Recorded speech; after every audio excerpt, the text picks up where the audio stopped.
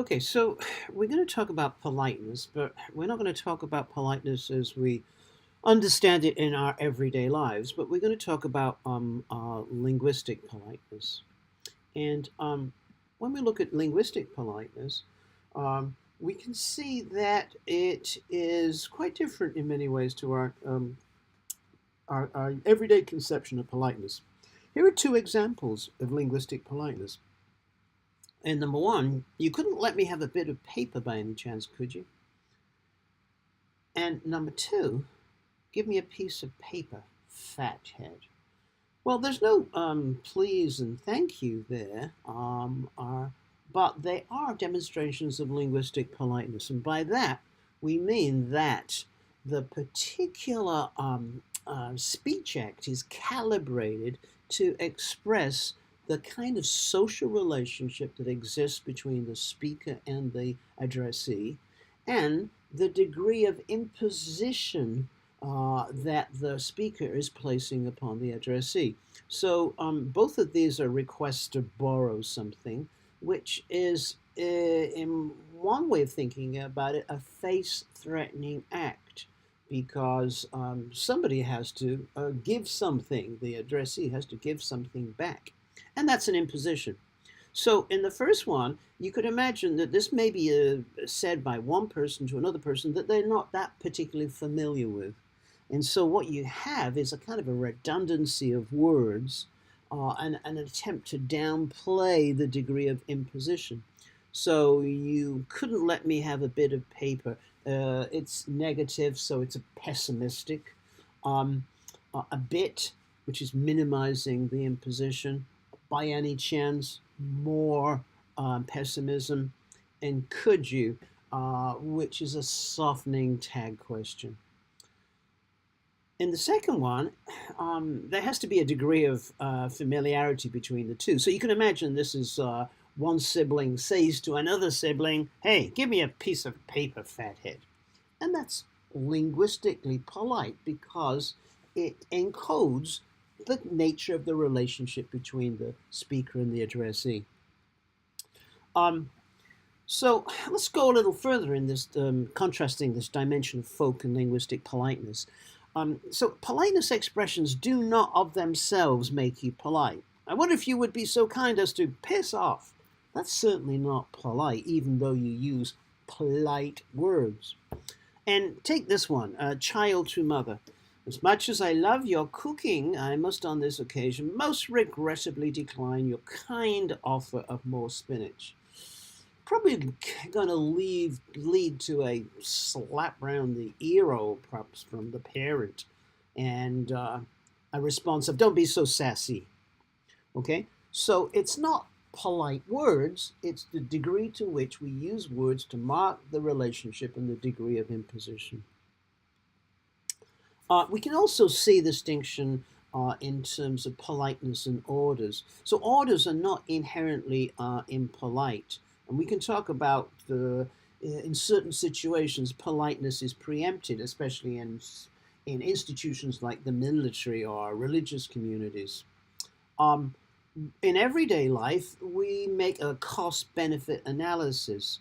And that's the degree to which an order is considered impolite is calculated according to the cost and benefit to the interlocutor. So if my wife says to me, brush the dandruff off your shoulders, I don't say, don't tell me what to do. I say, oh, okay, thank you. Or imagine in a restaurant where the waiter says, enjoy your meal.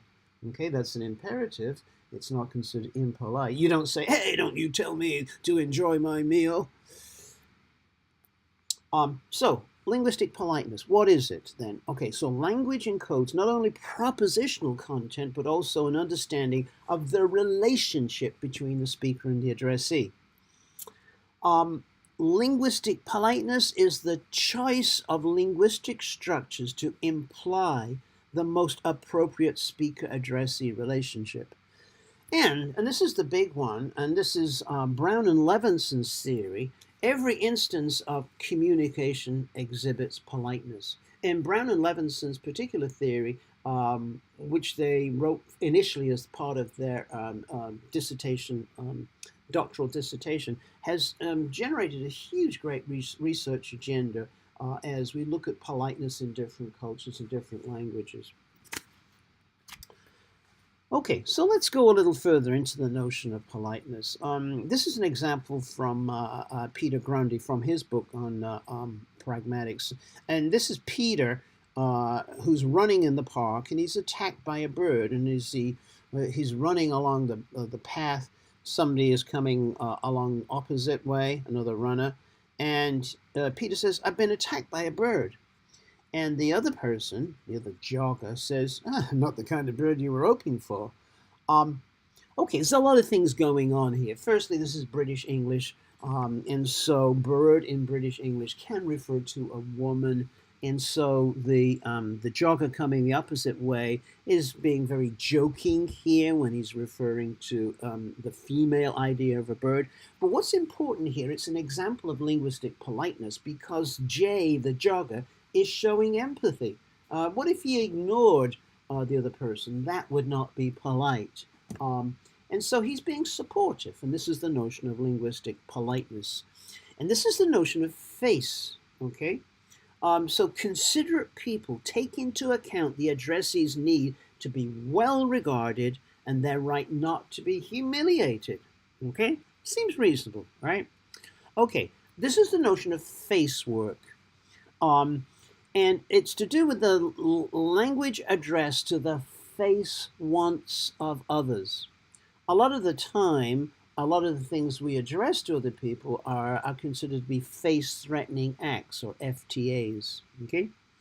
But acting cooperatively, people try to build up their interlocutor's positive face, okay? Their need to be well thought of, okay? While trying to avoid posing threats to their negative face, the way that we don't want to be imposed upon. Positive face refers to our notions of self-esteem, the way we like to be thought well of. And one of the ways we manifest positive politeness is through address terms like sir, or it could be dude. And in the second one here, we even have a compliment. And of course, that's very much addressed to our positive face needs. Most of the kinds of things we have to deal with, though, are kind of face-threatening acts, or what are called negative face. Negative face is the desire to determine one's own course of action and not be imposed upon. So that's why, if you're talking to somebody you don't really know very well, you'd use a kind of a lot of redundant words if you're requesting to borrow a piece of paper.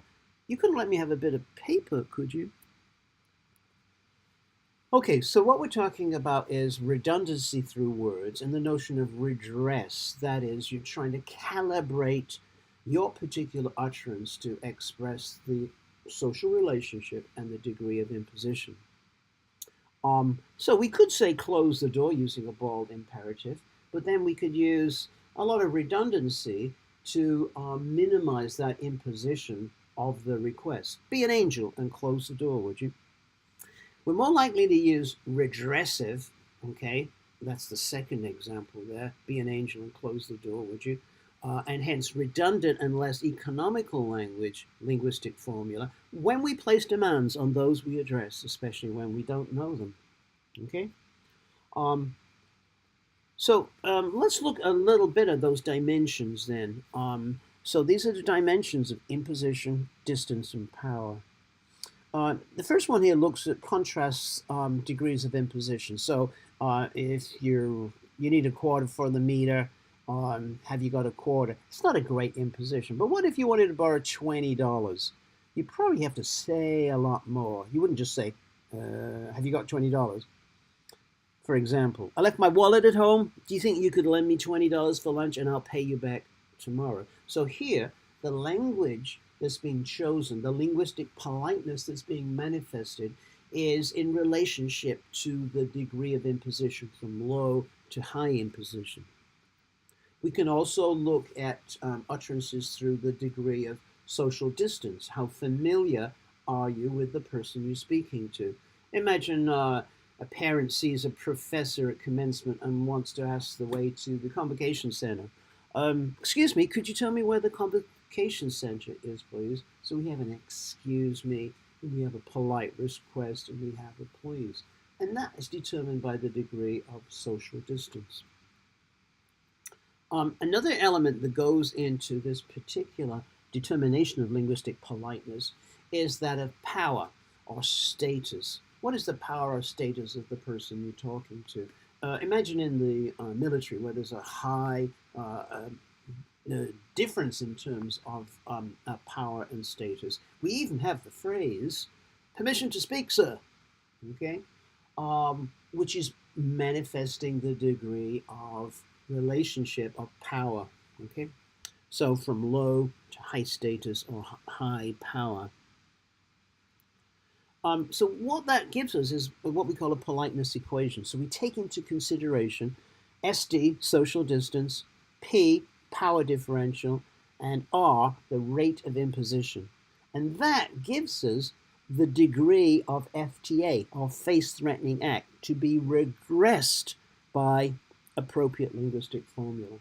So this is why Brown and Levinson suggests that every utterance is a manifestation of linguistic politeness. Okay, we can talk about a hierarchy of doing particular face-threatening acts. And we can make a distinction between doing the act on record or off record. And in terms of this hierarchy, we can start with to do it boldly without redress, okay? So imagine that your neighbor has a child who plays and practices the saxophone, and you really don't want them making so much noise, right? Because it disturbs you in your house. So you could say to your neighbor, close the windows when your daughter is doing her awful screeching saxophone practice. Oh, okay, that's pretty face-threatening. And here you've determined to just do it without any kind of redress at all. So in terms of the hierarchy, this is the most linguistically impolite. Next in this hierarchy, we probably use some positive politeness. You must love hearing your daughter do her saxophone practice. I guess it's better with the windows closed so that you don't get the street noises interfering. Oh, very subtle. Notice the positive politeness, the compliment. Then we can do it on the record, but with negative politeness redress. I'm sorry to ask you this, but could you possibly keep your windows a little more closed when your daughter is practicing her saxophone? So notice that, you know, as we've talked about, open and closed are complementary antonyms. We can't really talk in logical ways about a little more closed and a little more open. But in terms of trying to minimize the imposition of our requests, we can do. It makes sense. The next way of doing it is not doing on record, but doing it off record. And this involves an implicature. So you could say to your neighbor, hey, I know this guy who's really good at fixing saxophones. Okay? What's the relevance of that? Oh, okay, so something wrong with my child's saxophone? Mm-hmm. So they have to work out the inference there. Notice that's why if we want to ask somebody out on a date, we'd say something like, are you doing anything this weekend, right? Which is a pre-request. And if you don't want to go out with this person, you can say no. If you do, you can say yes, and then you can go on to the request or invitation. Finally, there is the fact that you can refuse to or decide not to do the face-threatening act because it's just totally too embarrassing. And we've had that example with, say, asking your professor to borrow $20 to go to lunch. Mm-hmm. Okay, what we do find when we choose language, there are different ways that we can mitigate the imposition in negative politeness requests. So, for example, we can use hedging, where we actually seem to take a little while to get to the particular request. Or could you perhaps close the window? So the fillers there are not just fillers, but they're indications that this is an imposition, and you're marking the fact, you're showing to the other person that it is an imposition. Okay? And that's a manifestation of linguistic politeness. We've seen some of the examples of pessimism. I don't suppose you could close the window, could you, by any chance? You can indicate deference. Excuse me, sir, would you mind if I ask you to close the window? You can use apologizing. I'm terribly sorry to put you out, but could you close the window? And finally, you can use impersonalizing, which is can't really used in a face-to-face situation, but it can be used in things like notices. Notice this one, polite notice. For example, the management requires all windows to be closed. You're impersonalizing it because it's some abstract entity of the management. Another particular approach to politeness has been taken by Leach, who comes out with a series of maxims of politeness, and there are several particular politeness maxims. First one here is the tact maxim, and the attempt here is to minimize the cost to the other, maximize the benefit to the other. So could I interrupt you for half a second? Okay, that's minimizing the cost to the other. Okay, we can also think of the generosity maxim: minimize benefit to self, maximize cost to self. Could I borrow your lawnmower and I'll cut your grass too? Okay, so there you're minimizing the benefit to the self because you promised to cut the other person's grass too. The approbation maxim: minimize dispraise of the other, maximize praise of the other. Jane, you keep such wonderful notes. You must have notes of that lecture I missed. Could I borrow them? Okay, so then you're praising Jane. Okay. Modesty maxim: minimize praise of self, maximize dispraise of self. I'm so dumb. I missed the notes for that lecture. Okay. Again, maximizing dispraise of self. Agreement maxim: minimize disagreement between self and other, maximize agreement between self and other. It's no big deal. I'm sure we can sort it out. And finally, the sympathy maxim: minimize antipathy between self and other, maximize sympathy between self and other. I'm so sorry to hear about your father. I do appreciate everything you've done for us. The problem with Leach's maxims, although they capture a very useful way of looking at the use of language, there's no way to stop the maxims. We could go on and on and on and list an endless list of maxims. So in a sense, it doesn't have the elegance of Brown and Levinson's notion of linguistic politeness. One of the critiques of linguistic politeness is that in many cultures and languages, politeness is linguistically encoded. So, for example, in a language like Japanese, we can choose between different verb forms, humble or respect. So, speakers may use humble forms to refer to the actions of members of their own family when speaking to others, and use honorific or respect forms to refer to the actions of the addressee's family members. It really, in a sense, doesn't matter whether a language encodes politeness, linguistic politeness, I should say, because linguistic politeness is always an attempt to mark the relationship, the social relationship, and that really can never be encoded linguistically because it's far too complex. We had a look at this particular clip from this movie, 5 Easy Pieces, and you can also find it in the applications folder, a link to it. And the particular upshot of this particular scene in this diner is a lot of very impolite behavior. But one thing we can begin to do is to see how, in everyday conversation, the important role that linguistic politeness plays. So Bobby is the customer in a diner. And he says to the waitress, I'll have an omelet, no potatoes. Give me tomatoes instead, and wheat toast instead of rolls.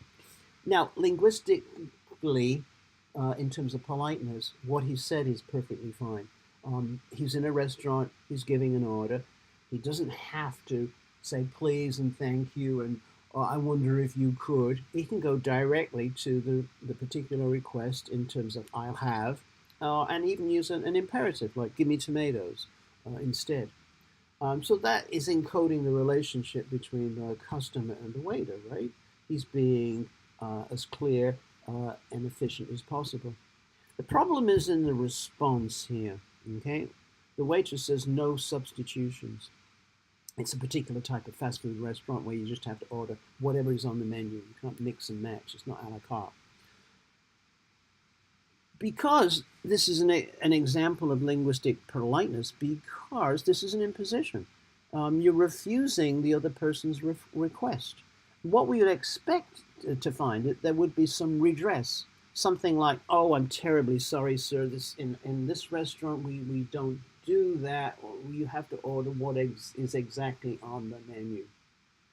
And because she doesn't, it kind of gives Bobby the excuse to go on a particular interaction which is calculated to humiliate the waitress. So it leads to a lot of impolite behavior, but the first initial breakdown in linguistic politeness is that where the waitress says no substitution.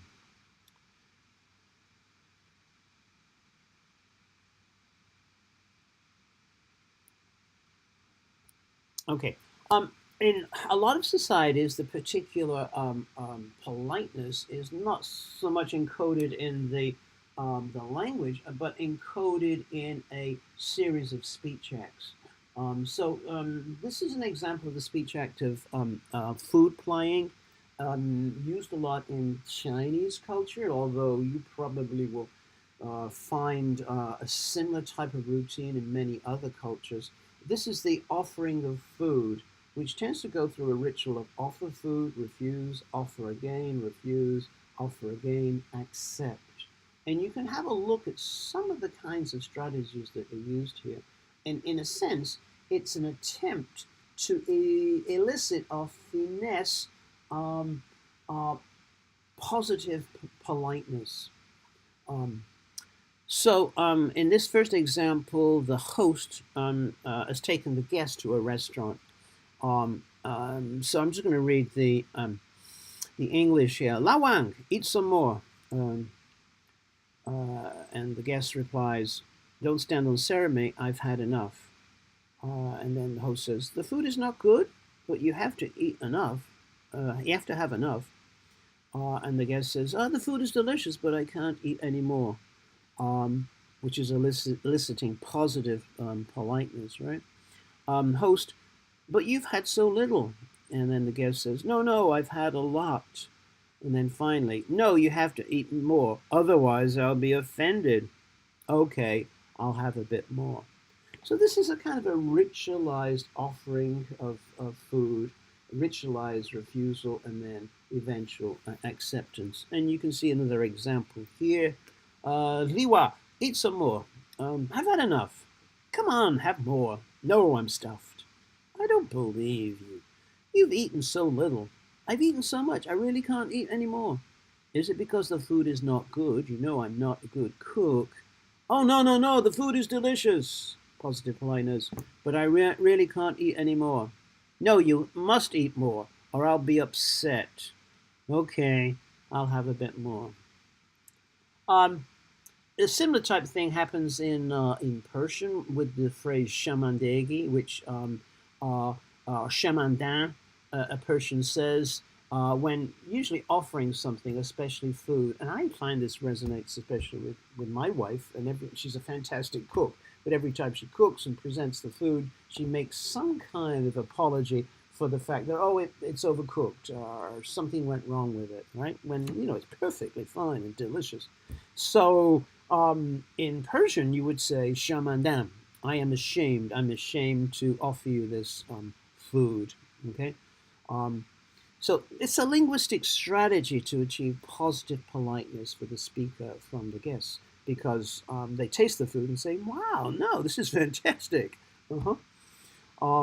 So what it suggests is a high degree of esteem that a host should hold for a guest, and it's a gesture of politeness and hospitality. Let me finish with just a couple of other examples of linguistic politeness, especially in situations where you have differentiation in terms of power. Um, uh, this is racial differentiation. So imagine this is a white policeman who stopped a black motorist, okay, and says, "What's your name?" "Dr. Poussin." "No." "What's your first name?" "Boy." Okay. Notice there's no redress here.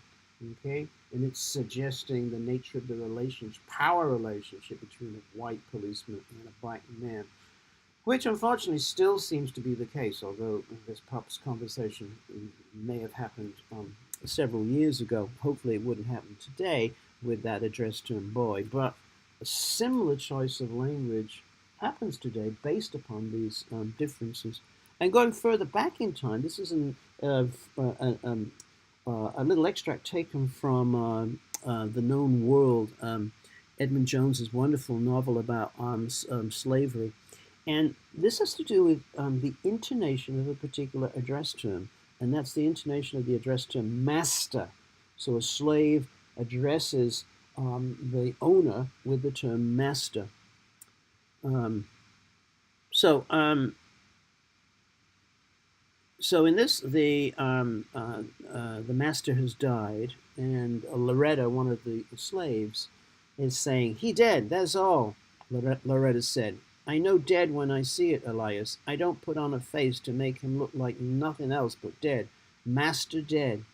It was said by many a slave that a servant's feelings about a master could be discerned on any given day by whether the slave called him master, Mars, or massa. Okay? Mars could sound like a curse if the right woman said it in just the right way. Alice, for one, said massa, but it came up out of her like a call from the womb. "Master dead," Loretta said again, and it struck Elias that he had never heard her say master before. He felt compelled to repeat her words as if to make it so once and for all. Master dead. So here it becomes very subtle, the manifestations of linguistic politeness in terms of the intonation or the form of a particular address term and how it's said. Okay, so linguistic politeness is a very powerful theory of how we begin to think of utterances, how we choose the content of those utterances, both in terms of propositional content and in terms of language which expresses the social relationship and degree of imposition.